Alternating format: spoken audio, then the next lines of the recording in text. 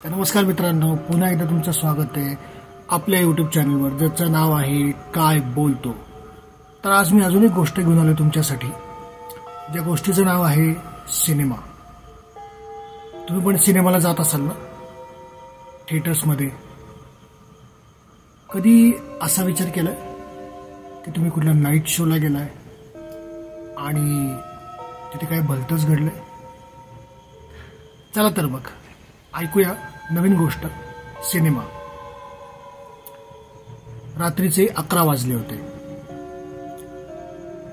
नितीनला ऑफिसमधनं बाहेर पडायला आज खूप उशीर झाला.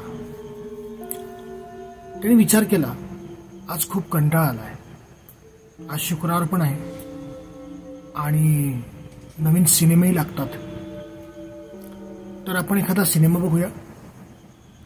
म्हणून तो चालत चालत ऑफिसपासून थोडा पुढे आला. एका ऑटो स्टँडपाशी तो थांबला.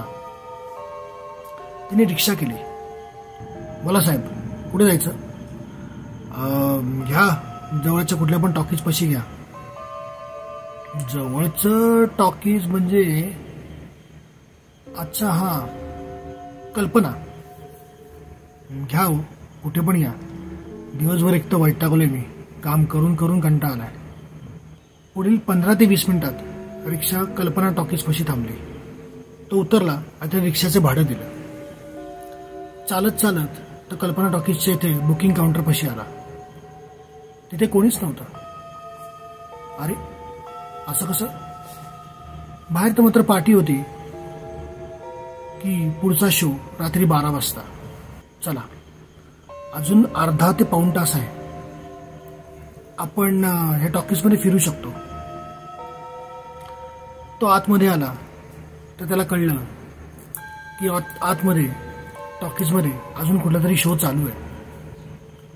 जवळजवळ 11:30 वाजता बरीचशी लोक बाहेर पडली. ते टॉकीज एकाच स्क्रीनचं होतं. रात्री 11:30 वाजता सगळा अख्खा हॉल रिकामा झाल्यानंतर तो त्या हॉलमध्ये शिरला. शिरता शिरता एका गेटकीपरने त्याला अडवलं. ओ थांबा, अजून स्वच्छता होती. तसा तो चाचरला आणि मागे आला. त्यांनी गेटकीपरला विचारलं, पण तो 12चा शो आता कुठल्या सिनेमाचा आहे? असं काही सांगता येत नाही हो. ते जुना सिनेमा असतो कुठला पण. जुना सिनेमा कोण बघणार? जाऊ दे. अहो, पण तो फ्री असतो. काय सांगताय? कसं काय? हो, दर शुक्रवारचा तो फ्री सिनेमा असतो रात्री 12 वाजता. एक तर कोणी येत नाही त्या शोला. असतात ती काही मोजकी लोक. हे असेच तुमच्यासारखे एक तर कोणीतरी उशीर आपली जागलेली लोक, नाहीतर रिक्षावाले, नाहीतर कोणीतरी दारू बिरू पिणार आहे. काय सांगताय? फ्रीमध्ये असतो? हो. अरे वा, मग तर थांबलंच पाहिजे. चला, मी माझी ड्युटी संपली आहे, मी जातो. दरवाजे उघडले की तुम्ही जाऊ शकता आतमध्ये. 15 ते 20 मिनिटांनी दरवाजा उघडला. नितीन टॉकीजच्या आतमध्ये आला. पाहिलं तर सर्वत्र शांतता होती. काही लोक आपले सीट शोधत होते. काही लोक बसून शांतपणे सिनेमा कधी चालू होतोय याची वाट बघत होते. त्याने पण एक चांगलंसं सीट बघून तो तिथे असं नसतं झाला. बसल्या बसल्या त्याच्या डोक्यात विचार येऊ लागले. हा, असे कसं लोक विम्जिकल सारखं असतात? रात्री 12चा सिनेमा, तो सुद्धा फ्रीमध्ये. जाऊ दे ना, आपल्याला काय करायचंय? आपल्याला फुकटात बघायला मिळते ना. झालं तर मग कदाचित हे टॉकीज जुनं आहे म्हणून असेल फ्री सिनेमा. नाहीतरी एकतर जुनं टॉकीज, त्यात रात्री 12 वाजता कोण सिनेमा बघायला येणार?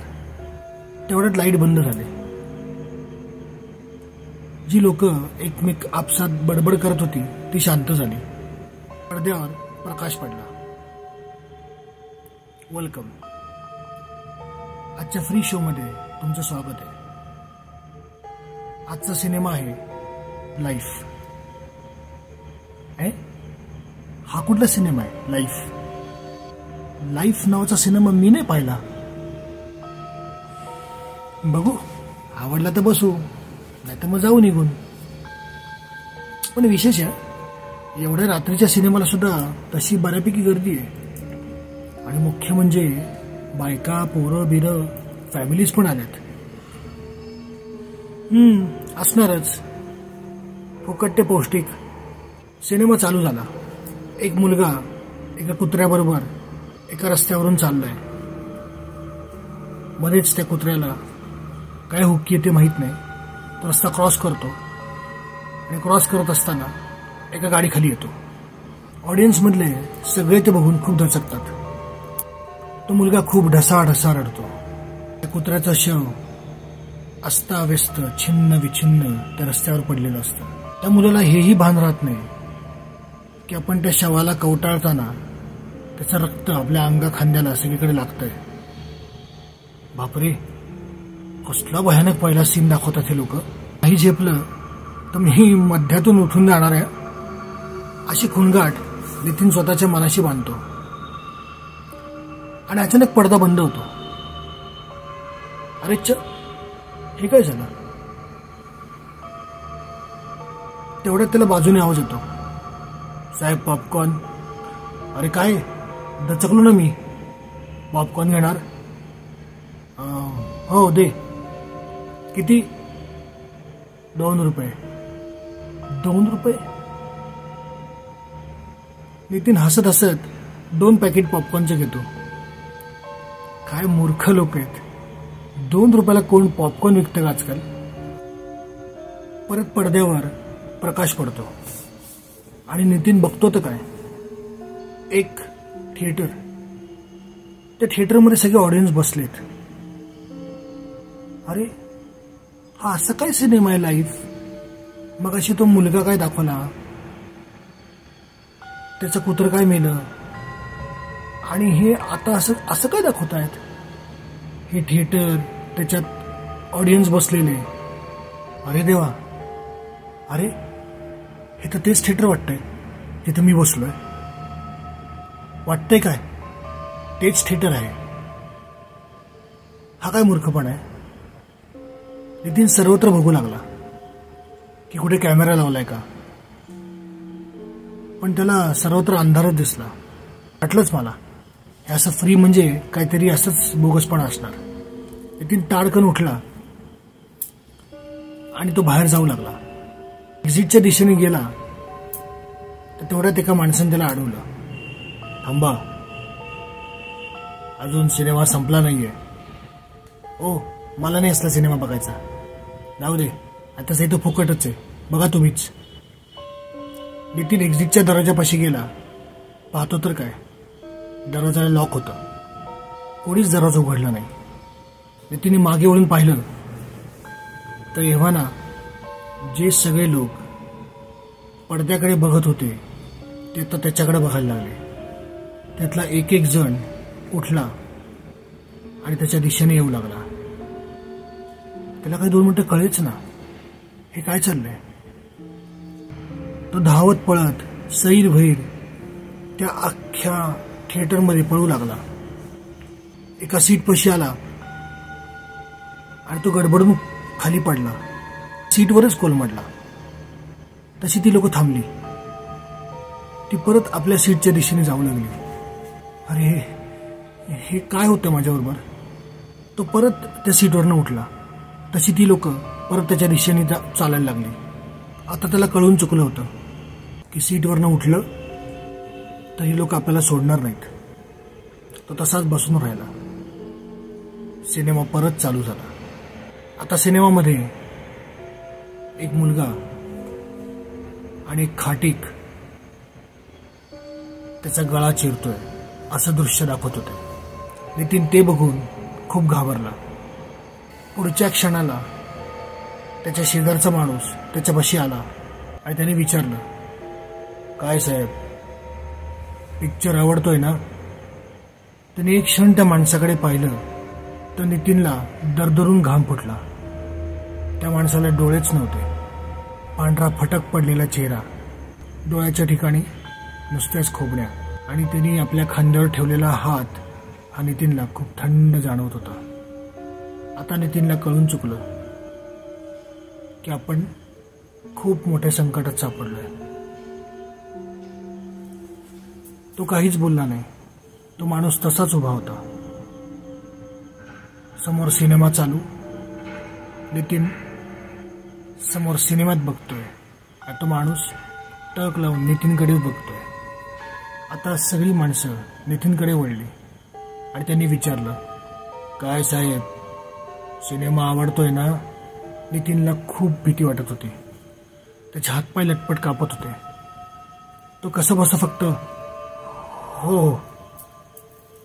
तो जसं हो म्हणला तसे सगळे परत सिनेमा बघू लागले आणि तो शेजारचा माणूस परत स्वतःच्या सीटवर जाऊन शांतपणे सिनेमा बघायला लागला. सिनेमातलं पुढचं दृश्य, एक माणूस रिक्षातून उतरतो आणि चालत चालत एका सिनेमाच्या टॉकीज पाशी येतो. नितीनला ही गोष्ट कुठेतरी ओळखीची वाटत होती. अरे, हे मगाशी आपल्याबरोबर असं नाही, असंच झालं. तो सिनेमा तिथे पॉज झाला. तो सिनेमा अख्खा परत रिवाइंड झाला आणि परत पार्टी आली. नाव यू वॉचिंग लाईफ.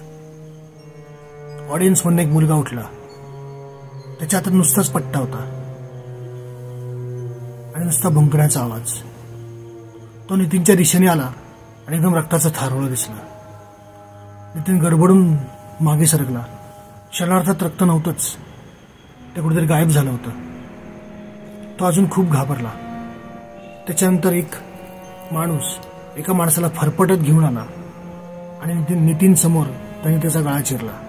तिला काही कळेच ना, हे ऑडियन्स म्हणणे असं का होतंय, जे पडद्यावर घडलं ते सगळं समोर का दिसतंय.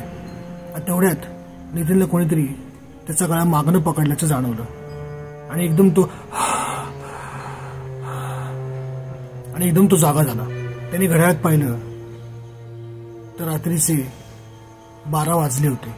अरे ओ माय गॉड, तर हे स्वप्न होतं सगळं. काय मी पण मूर्खासारखा विचार करत असतो ना. एवढं इतकं भयंकर स्वप्न, मला खरंच सुट्टीची गरज आहे. हा विचार करत असताना तेवढ्यात तिथं पार्टी आली. Thanks for watching the movie. नितीनला काही कळेच ना.